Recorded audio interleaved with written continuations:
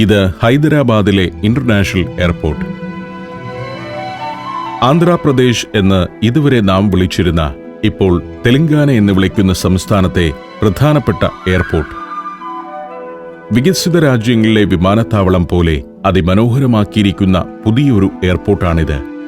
2008 മാർച്ചിലാണ് Hyderabad Rajeev Gandhi international airport പ്രവർത്തനം തുടങ്ങിയത്.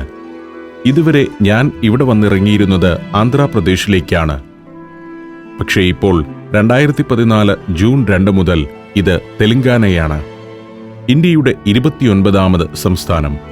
ബാബ എന്ന ഡ്രൈവർ, ഇദ്ദേഹമാണ് എന്നെ ഹൈദരാബാദിലും പരിസരങ്ങളിലുമുള്ള കാഴ്ചകളിലേക്ക് കൊണ്ടുപോകുന്നത്. എയർപോർട്ട് സ്ഥിതി ചെയ്യുന്ന ശംഷാബാദിൽ നിന്നും ഹൈദരാബാദിന്റെ നഗരഹൃദയത്തിലേക്കുള്ള യാത്രയിലാണ് ഇപ്പോൾ. എയർപോർട്ടിൽ പാർക്കിംഗ് സ്പേസും മനോഹരമായ പാതയും ഉപയോഗിക്കുന്നതിന് ഫീസുണ്ട്. തരക്കേടില്ലാത്ത നിരക്കു തന്നെയാണ്. പണം കൊടുത്ത് യാത്ര തുടരുമ്പോൾ നമുക്ക് കേട്ടറിവുള്ള ആന്ധ്രാപ്രദേശ് തന്നെയാണോ ഇതെന്ന് സംശയം തോന്നും. ലാൻഡ്സ്കേപ്പ് ചെയ്തിട്ടിരിക്കുകയാണ് പ്രദേശമാകെ.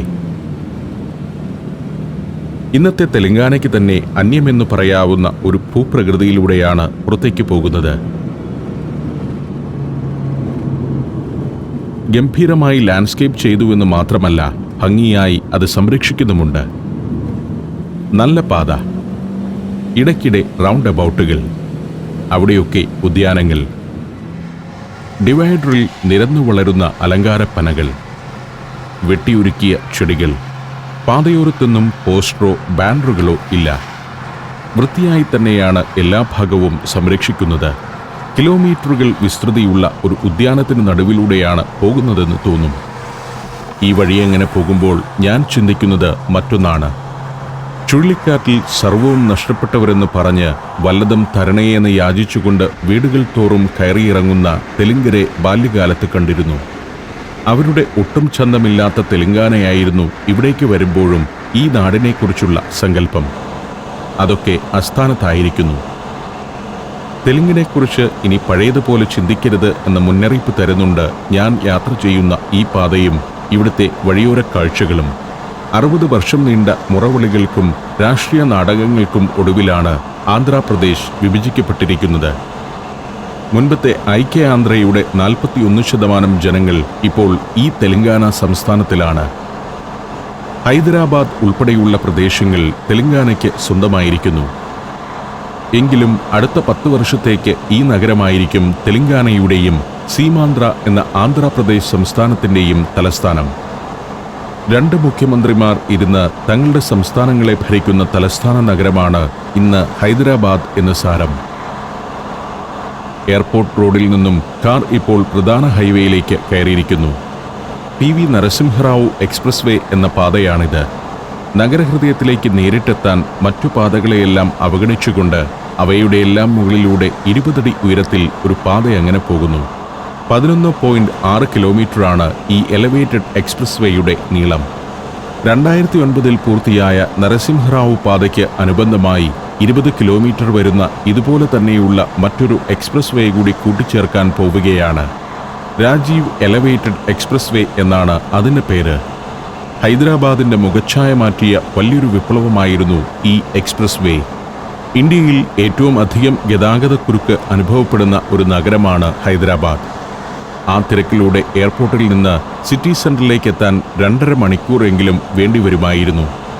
അതാണ് എക്സ്പ്രസ് വേയുടെ വരവോടെ 30 മിനിറ്റിന്റെ യാത്രാസമയമായി ചുരുങ്ങിയത്. ഇത്തരം ആധുനിക ചിന്തകളാണ് ഇനി കേരളത്തിലേക്കും എത്തേണ്ടത്.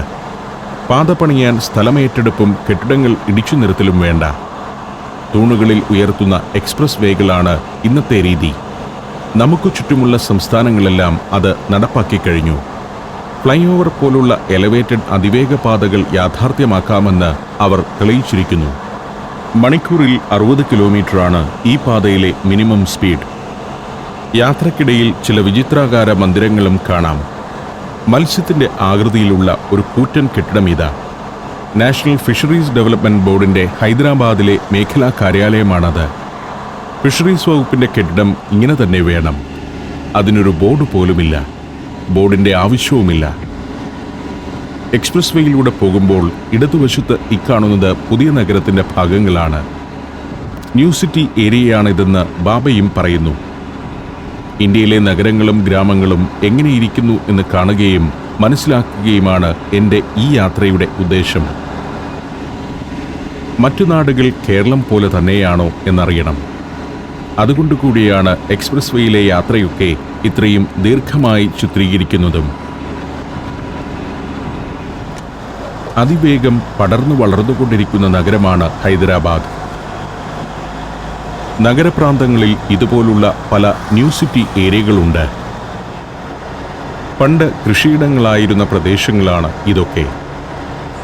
നഗരം വളർന്നപ്പോൾ കൃഷിയിടങ്ങൾ അപ്രത്യക്ഷമായിരിക്കുന്നു. എയർപോർട്ട് സ്ഥിതി ചെയ്യുന്ന ഭാഗം വരെയും ഇനി നഗരം വികസിക്കാനുള്ളതാണ്. ഫ്ലൈ ഓവർ ഇനിയും അവസാനിച്ചിട്ടില്ല. അതിശയോക്തി കലർന്നതുപോലെ സഞ്ചാരത്തിന്റെ വിവരണം അനുഭവപ്പെടാതിരിക്കാനാണ് ഈ ദൃശ്യങ്ങൾ വിശദമായി കാണിക്കുന്നത്. ഹൈദരാബാദിന്റെ എക്സ്പ്രസ് വേ അതിശയോക്തിയല്ലെന്നും എത്രയോ കിലോമീറ്ററുകളോളം നഗരത്തിന് മീതെ കൂടി ഈ നാലുവരിപ്പാത കടന്നു പോകുകയാണെന്നും മനസ്സിലാക്കണം.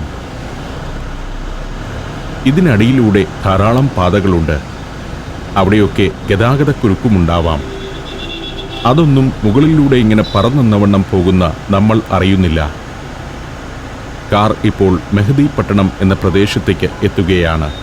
ധാരാളം വിദ്യാഭ്യാസ സ്ഥാപനങ്ങൾ ഉണ്ടെന്നതാണ് മെഹദി പട്ടണത്തിൻ്റെ ഒരു പ്രത്യേകത. എയർപോർട്ടിൽ നിന്നും പുറപ്പെട്ട് വെറും 30 മിനിറ്റ് കൊണ്ട് ഞങ്ങൾ നഗരഹൃദയത്തിലേക്ക് എത്തിയിരിക്കുന്നു. എങ്ങനെയുണ്ട് ഇവിടുത്തെ ജീവിതമെന്ന് ബാബയോട് ചോദിച്ചു. ചെറിയ തുകയുണ്ടെങ്കിലും ഇവിടെ ജീവിക്കാമെന്നാണ് ബാബയുടെ മറുപടി. ഭക്ഷണത്തിന് വിലക്കുറവാണ്. തരക്കേടില്ലാത്ത ശമ്പളവുമുണ്ട്. ഞാൻ ആദ്യമായാണ് ഒരു ഇന്ത്യക്കാരനായ സാധാരണ മനുഷ്യൻ തൻ്റെ നാടിനെക്കുറിച്ചും ജീവിത അവസ്ഥയെപ്പറ്റിയും സംതൃപ്തിയോടെ സംസാരിക്കുന്നത് കേൾക്കുന്നത്.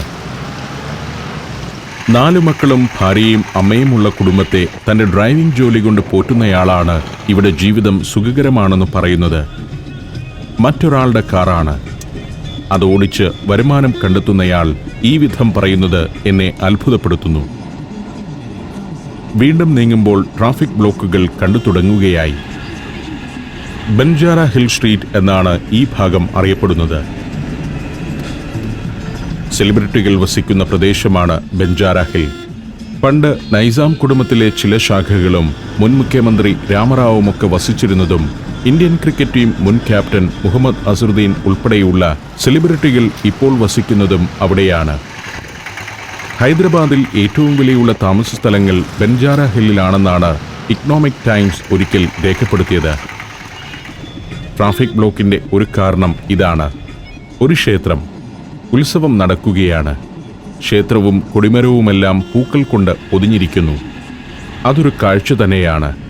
ക്ഷേത്രത്തിന് മുന്നിൽ വലിയ ജനക്കൂട്ടം. Morocco, north Macedonia, Kazakhstan, Zambia, Zimbabwe. സഞ്ചാരം പെൻഡ്രൈവ് വോളിയം നമ്പർ 21. അപൂർവ ദൃശ്യ യാത്രാ വിവരണ ശേഖരം ഉടൻ സ്വന്തമാക്കാൻ സഞ്ചാരം എന്ന് SMS ചെയ്യൂ. ഫോൺ 9995444222. നഗരത്തിലെ 14 പാതകൾ ബൻജാര ഹിൽസിലേക്ക് ചെന്നെത്തുന്നുണ്ട്. അതിലൊന്നാണ് ഇത്. വലിയൊരു കൊമേഴ്ഷ്യൽ സെന്റർ കൂടിയാണ് ഇന്ന് ബൻജാര ഹിൽസ്. താജ് ഗ്രൂപ്പിന്റെ 3 ഹോട്ടലുകളടക്കം നിരവധി പഞ്ചനക്ഷത്ര ഹോട്ടലുകളും ഷോപ്പിംഗ് മാളുകളുമെല്ലാം അവിടെയുണ്ട്. സിറ്റിയിലും പ്രാന്തഭാഗങ്ങളിലും കൂടി 1,45,00,000 ആളുകൾ വസിക്കുന്ന നഗരമാണ് ഇന്ന് ഹൈദരാബാദ്. 18-ാം നൂറ്റാണ്ടിൽ നിസാം ഭരണാധികാരികളുടെ തലസ്ഥാനമായതോടെ ഔന്നത്യത്തിലേക്ക് ഉയർന്ന നഗരമാണ് ഹൈദരാബാദ്. മുഗൾ ഭരണത്തിലും നിസാം ഭരണത്തിലും ബ്രിട്ടീഷുകാരുടെ സംരക്ഷണയിലും വളർന്ന നഗരം. മുന്നിൽ ഒരു വീട് കാണാം. കൊട്ടാര സമാനമായ ഒരു വീട്. അതാരുടേതാണെന്ന് ചോദിച്ചപ്പോൾ തിരുപ്പതി ദേവസ്വത്തിന്റെ മുൻ ചെയർമാൻ ടി സുബ്ബരാമി റെഡ്ഡിയുടേതാണെന്നാണ് ബാബ പറഞ്ഞത്. കോൺഗ്രസ് പ്രതിനിധിയായി രാജ്യസഭയിലും ലോകസഭയിലും എത്തിയ റെഡ്ഡി 2 വർഷക്കാലം ആന്ധ്രയിൽ മന്ത്രിയുമായിരുന്നു. താജ് കൃഷ്ണ ഹോട്ടലാണ് ഇക്കാണുന്നത്. ബൻജാര ഹിൽസിലെ 3 താജ് ഹോട്ടലുകളിൽ ഒന്ന്. ജലകല വെങ്കലറാവു പാർക്ക് എന്ന ഉദ്യാനം പിന്നിട്ട് പഞ്ചഗുട്ട പ്രദേശത്തേക്കാണ് എത്തുന്നത്. ഒരു കൊമേഴ്ഷ്യൽ ഏരിയയും റെസിഡൻഷ്യൽ ഏരിയയുമാണ് പഞ്ചഗുട്ട. ധാരാളം ജുവലറികൾ ഇവിടെയുണ്ട്. മൾട്ടിപ്ലക്സുകളും മാളുകളുമെല്ലാമുള്ള ഒരു പ്രദേശം. കേരളത്തിൽ നിന്നുള്ള പ്രമുഖ ജുവലറി ഗ്രൂപ്പുകൾക്കെല്ലാം പഞ്ചകുട്ടയിൽ ഷോറൂമുകളുണ്ട്. മുന്നിൽ പാതയ്ക്ക് അഭിമുഖമായി വ്യാപാര കേന്ദ്രങ്ങൾ, അതിനു പിന്നിൽ അപ്പാർട്ട്മെന്റ് സമുച്ചയങ്ങൾ. ഹിന്ദി സിനിമകൾ കളിക്കുന്ന മൾട്ടിപ്ലക്സുകളുടെ ഒരു കേന്ദ്രം കൂടിയാണ് പഞ്ചകുട്ട എന്ന് പറയാം. ആന്ധ്ര പുതിയ കാലത്ത് ഏറെ മാറിയിരിക്കുന്നു. വെള്ളപ്പൊക്കത്തിന്റെ പേരിൽ ധർമ്മം തേടി വരുന്നവരുടെ നാടല്ല ഇന്ന് തെലുങ്കരുടെ ദേശം. ഹൈടെക് നാടായി ഇത് മാറിക്കഴിഞ്ഞു. ഒരു പ്രദേശം വേലി കെട്ടിത്തിരിച്ച് ഗതാഗതം നിയന്ത്രിച്ചു നിർത്തിയിരിക്കുന്നു. ഇവിടെയാണ് മുഖ്യമന്ത്രിയുടെ ക്യാമ്പ് ഓഫീസ്. കനത്ത സുരക്ഷയാണ് ഇവിടെ. റാം പ്രതാപ് ഭവൻ എന്ന വലിയൊരു കെട്ടിടം മാർക്കറ്റ് ബിൽഡിംഗ് ആണ്. അത് കടന്നെത്തുമ്പോൾ വലിയൊരു ഗോപുരത്തോടു കൂടിയ ഒരു കെട്ടിടം കാണാം. ഇവിടുത്തെ പഴം പച്ചക്കറി മാർക്കറ്റാണ്. നിസാമിൻ്റെ കാലത്തെ മാർക്കറ്റാണ്. അതിൻ്റെ ഒരു ആഢ്യത്വം ഇപ്പോഴുമുണ്ട്. മാർക്കറ്റിനു പകരം അത് ഇന്നൊരു മ്യൂസിയം ആക്കാമായിരുന്നു എന്നാണ് എനിക്ക് തോന്നുന്നത്. അടുത്തതായി നിയമസഭാ മന്ദിരത്തിനടുത്തേക്കാണ് എത്തുന്നത്. അതിലെ 4 ബ്ലോക്കുകൾ ഇപ്പോൾ തെലങ്കാന സംസ്ഥാനത്തിനും മറ്റു 4 സീമാന്ധ്രയ്ക്കുമുള്ളതാണ്. നിയമസഭാ മന്ദിരം കടന്ന് കാർ പഴയ നഗരഭാഗത്തേക്ക് എത്തിയിരിക്കുന്നു.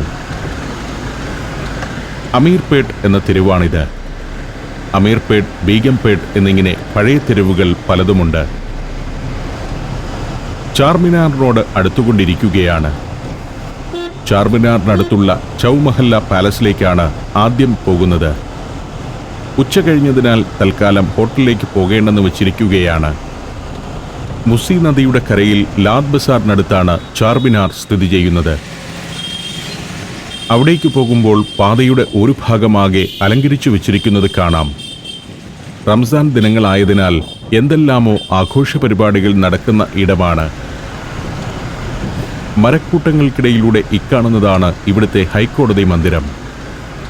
ക്ലാസിക് ഭാവമുള്ള ഒരു സുന്ദര മന്ദിരം.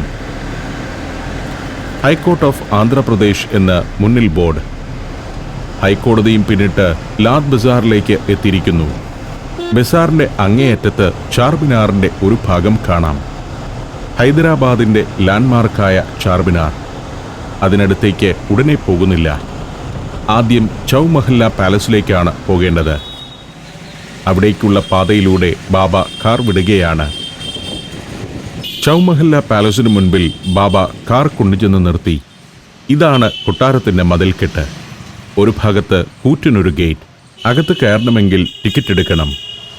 ഹൈദരാബാദിൽ തന്നെ നിസാം കുടുംബത്തിന് നിരവധിയായ കൊട്ടാരങ്ങളുണ്ട്. അതിലൊന്നാണ് ചൗമഹല്ല. കൂറ്റൻ മരവാതിൽ കടന്ന് ഞാൻ കൊട്ടാര കോംപ്ലക്സിലെ ഉദ്യാനത്തിലേക്ക് കയറി. ഒറ്റ നിലയുള്ള നീളൻ കൊട്ടാരക്കെട്ടുകളുടെ ഒരു സമുച്ചയം. ഇന്ന് ഹൈദരാബാദിലെ വലിയൊരു ടൂറിസ്റ്റ് ആകർഷണമാണ് ചൗമഹല്ല പാലസ്. ഒരുവിധം വൃത്തിയിലും ഭംഗിയിലും ഇത് സംരക്ഷിക്കപ്പെടുന്നുമുണ്ട്. കെട്ടിടങ്ങളിൽ പലതും ഇപ്പോൾ സുവനീർ ഷോപ്പുകളും മറ്റുമായി മാറിയിരിക്കുന്നു. ചൗമഹല്ല ഹൈദരാബാദ് നിസാംമാരുടെ ഭരണകേന്ദ്രമായിരുന്ന കാലത്ത് വിവിധ ഓഫീസുകൾ പ്രവർത്തിച്ചിരുന്ന കെട്ടിടമാണിത്. ദീർഘമായൊരു നിർമ്മാണ ചരിത്രമാണ് ഈ കെട്ടിടങ്ങൾക്കെല്ലാം പറയാനുള്ളത്. സമ്പന്നരായ ഭരണാധികാരികളായിരുന്നു നിസാം പരമ്പരയിലെ എല്ലാവരും. എങ്കിലും പലവിധ കാരണങ്ങളാൽ ഈ കൊട്ടാരത്തിന്റെ നിർമ്മാണം നീണ്ടുപോവുകയാണുണ്ടായത്. 1750-ൽ നിസാം സലബത്ത് ജംഗിന്റെ നിർദ്ദേശപ്രകാരമാണ് കൊട്ടാര നിർമ്മാണം തുടങ്ങുന്നത്. ഓരോരോ കെട്ടിടങ്ങളായി നിർമ്മാണം പൂർത്തിയായപ്പോഴേക്കും 100 വർഷം കടന്നുപോയിരുന്നു. 1857-നും 1869-നുമിടയിൽ അഫ്സൽ അൽ ദൗളയുടെ കാലത്താണ് കൊട്ടാരം പണി തീർന്നത്. ഇറാൻ ഭരണാധികാരിയായ ഷായുടെ ടെഹ്റാനിലുള്ള കൊട്ടാരത്തിന്റെ മാതൃകയിലാണ് ചൗമഹല്ല കൊട്ടാരം നിർമ്മിച്ചിരിക്കുന്നത്. ഉദ്യാനമധ്യത്തിൽ വലിയ ഫൗണ്ടനുകൾ. ചൗമഹല്ല കൊട്ടാരത്തിന്റെ വടക്കേ മുറ്റമായ ഇവിടം ബാറ ഇമാം എന്നാണ് വിളിക്കപ്പെട്ടിരുന്നത്. ഫൗണ്ടന് പിന്നിൽ കാണുന്ന നീളൻ കെട്ടിടം ഷീഷ് അലാത്ത് എന്നറിയപ്പെടുന്നു. നിസാം ഭരണകാലത്ത് വിശേഷ അതിഥികളും വിദേശ പ്രതിനിധികളും എത്തുമ്പോൾ താമസിച്ചിരുന്നത് ആ കൊട്ടാരക്കെട്ടിലാണ്. നേരെ മുന്നിൽ പ്രത്യേക സൗന്ദര്യമാർന്ന ഒരു മന്ദിരമുണ്ട്. ഖിൽവത് മുബാറക് എന്നാണ് അതിനു പേര്. ചൗമഹല്ല കൊട്ടാര കോംപ്ലക്സിന്റെ ഹൃദയമാണ് ഖിൽവത് മുബാറക്. നിസാംമാരുടെ പരമ്പരയിൽപ്പെട്ട അസഫ് ജാഹി രാജവംശത്തിന്റെ കേന്ദ്രസ്ഥാനം. സമ്പൽ സമൃദ്ധമായ ഹൈദരാബാദ് രാജ്യത്തെ നിസാമുമാർ കുറേക്കാലം ഭരിച്ചത് ഖിൽവത് മുബാറക്കിലെ സിംഹാസനത്തിലിരുന്നാണ്. കൊട്ടാരം ദർബാർ ഹാളും ഇതിനുള്ളിൽ തന്നെയായിരുന്നു. പുതിയ നിസാംമാരുടെ കിരീടധാരണ ചടങ്ങുകൾക്ക് വേദിയാവുന്നതും ഖിൽവത് മുബാറക് തന്നെ. മുക്കാറം ജ എന്നറിയപ്പെടുന്ന ഇപ്പോഴത്തെ നിസാമിന്റെ കിരീടധാരണം നടന്നതും ഇതേ മന്ദിരത്തിൽ വെച്ചാണ്. ഖിൽവത് മുബാറക്കിന്റെ വലതുവശത്തായി വലിയൊരു ക്ലോക്ക് ടവർ ഉണ്ട്. 2.5 നൂറ്റാണ്ട് പ്രായമുള്ള ക്ലോക്കാണ്. ഹൈദരാബാദിലെ ഒരു വാച്ച് മേക്കർ കുടുംബത്തിനാണ് പരമ്പരാഗതമായി ക്ലോക്ക് വൈൻഡ് ചെയ്യാനുള്ള അവകാശം. ഖിൽവത് മുബാറക്കിന്റെ തൊട്ടുമുന്നിലായാണ് ക്ലോക്ക് ടവർ. ക്ലോക്ക് ടവറിനടുത്തുനിന്നും ഞാൻ ഖിൽവത് മുബാറക്കിലേക്ക് നടക്കുകയാണ്. പേർഷ്യൻ ശൈലിയിലുള്ള ചിത്രപ്പണികളാൽ അലങ്കൃതമാണ് ഖിൽവത് മുബാറക്കിന്റെ ചുവരുകൾ. അതിനുള്ളിൽ സന്ദർശകർക്ക് പ്രവേശനമുണ്ട്. ഈ വിശേഷ കൊട്ടാരം ഒന്ന് കയറിക്കാണുകയാണ് ലക്ഷ്യം. മനോഹരമായ കൊത്തുപണികൾ കൊണ്ട് അലങ്കൃതമാണ് ചുമരും ജാലകങ്ങളുമെല്ലാം. ചൗമഹലയിൽ ഏറ്റവും അലങ്കാരപ്പണികളുള്ള കൊട്ടാരം ഖിൽവത് മുബാറക് തന്നെയാണ്. അതിനകത്തേക്ക് കയറുമ്പോഴുള്ള കാഴ്ചയാണ് അതീവ രസകരം. അതിസുന്ദരമായ ഹാൾ, തിളങ്ങുന്ന മാർബിൾ തറ, നിരന്നു നിൽക്കുന്ന തൂണുകൾ, കൊത്തുപണികളാൽ സമ്പന്നമായ മച്ചുകൾ. ഇതായിരുന്നു ഒരു കാലത്ത് ഹൈദരാബാദ് നിസാമിന്റെ ദർബാർ ഹാൾ. പേർഷ്യൻ മാതൃകയിൽ നിർമ്മിക്കപ്പെട്ടതാണ് ഹാൾ. അതിൽ ബെൽജിയം ഗ്ലാസിൽ തീർത്ത തൂക്കുവിളക്കുകൾ തൂങ്ങുന്നു. നിസാം ഭരണകാലത്ത് ബ്രിട്ടനിൽ നിന്നുവരെയുള്ള രാജപ്രതിനിധികളെ അദ്ദേഹം ആചാരപൂർവ്വം സ്വീകരിച്ചിരുന്നത് ഈ ഹാളിൽ വച്ചായിരുന്നു. 19-ാം നൂറ്റാണ്ടിൽ മുഗൾ ശൈലി അനുസരിച്ചായിരുന്നു ഈ ഹാളിന്റെ നിർമ്മാണം. തന്റെ ആഠിത്വത്തിന്റെ പ്രതീകമായിരിക്കണം ദർബാർ ഹാളെന്ന് 5-ാം നിസാം അഫ്സൽ അൽ ദൗളയ്ക്ക് നിർബന്ധമുണ്ടായിരുന്നു. അതിനാലാണ് ബെൽജിയത്തു നിന്നും സ്ഫടിക നിർമ്മിതമായ ഈ തൂക്കുവിളക്കുകളൊക്കെ അദ്ദേഹം പ്രത്യേകമായി വരുത്തിയത്. മുഗൾ ശൈലിയിലുള്ളതാണ് സീലിംഗ്. അതിൽ നിന്ന് അനേകം ദളങ്ങളോടു കൂടിയ ബെൽജിയൻ കണ്ണാടി വിളക്കുകൾ തൂങ്ങിക്കിടക്കുന്നു. ഹാളിന്റെ ഒരു ഭാഗത്ത് ഒരു മണ്ഡപം, തക് ഇ നിസാം എന്നാണ് ഇതറിയപ്പെടുന്നത്. നിസാമിന്റെ ഇരിപ്പിടമായിരുന്നു ഇത്. നിലത്ത് വിരിച്ച കുഷ്യനും ചാരിയിരിക്കാനുള്ള സംവിധാനവുമെല്ലാമുണ്ട്. പൂർണ്ണമായും മാർബിളിൽ തീർത്ത ഒരു മണ്ഡപമാണിത്. ഇവിടെ ഇങ്ങനെ നിൽക്കുമ്പോൾ രാജകീയ വേഷവിധാനത്തോടെ സർവപ്രതാപിയായി ആ മണ്ഡപത്തിലിരുന്നിരുന്ന നിസാമിനെയും അദ്ദേഹത്തിന്റെ ആജ്ഞകൾക്ക് കാതോർത്ത് നിലത്ത് വിരിച്ച പരവതാനികളിൽ ചമ്രം പടിഞ്ഞിരുന്നിരുന്ന രാജസഭാംഗങ്ങളെയും മനക്കണ്ണിൽ കാണാനാവുന്നു. ഖിൽവത് മുബാറക്കിൽ തന്നെ മറ്റു ചെറിയ ഹാളുകളും മുറികളുമെല്ലാമുണ്ട്. അതിലൊന്നിലേക്ക് കയറി ചെന്നു. കൊട്ടാരത്തിലെ വസ്തുക്കൾ പ്രദർശിപ്പിക്കുന്ന ഒരു ഹാളാണിത്. ഇപ്പോൾ നിസാം കുടുംബത്തിന്റെ വസ്ത്രങ്ങളും മറ്റുമാണ് സന്ദർശകർക്ക് കാണുന്നതിനായി നിരത്തിവെച്ചിരിക്കുന്നത്. രത്നഖചിതമായ രാജകീയ വസ്ത്രങ്ങൾ, നിസാമിന്റെയും രാജ്ഞിമാരുടെയും പാദുകങ്ങൾ, ഇരിപ്പിടങ്ങൾ. മറ്റൊരിടത്ത് 19-ാം നൂറ്റാണ്ടിൽ കൊട്ടാരത്തിൽ ഉപയോഗിച്ചിരുന്ന പാത്രങ്ങളാണ് നിരത്തിവെച്ചിരിക്കുന്നത്. പല രാജ്യങ്ങളിൽ നിന്നെത്തിയ ക്രോക്കറികളാണ്. നിസാമും കുടുംബാംഗങ്ങളും ഭക്ഷണം കഴിച്ചിരുന്നതും അതിഥികൾക്ക് ഭക്ഷണം വിളമ്പിയിരുന്നതുമായ പാത്രങ്ങളുടെ വലിയൊരു ശേഖരം. ചൈനയിൽ നിന്നും അറേബ്യയിൽ നിന്നുമെല്ലാം എത്തിയവയുണ്ട്. പലതിലും സ്വർണവും വെള്ളിയും കൊണ്ടുള്ള അലങ്കാരപ്പണികൾ.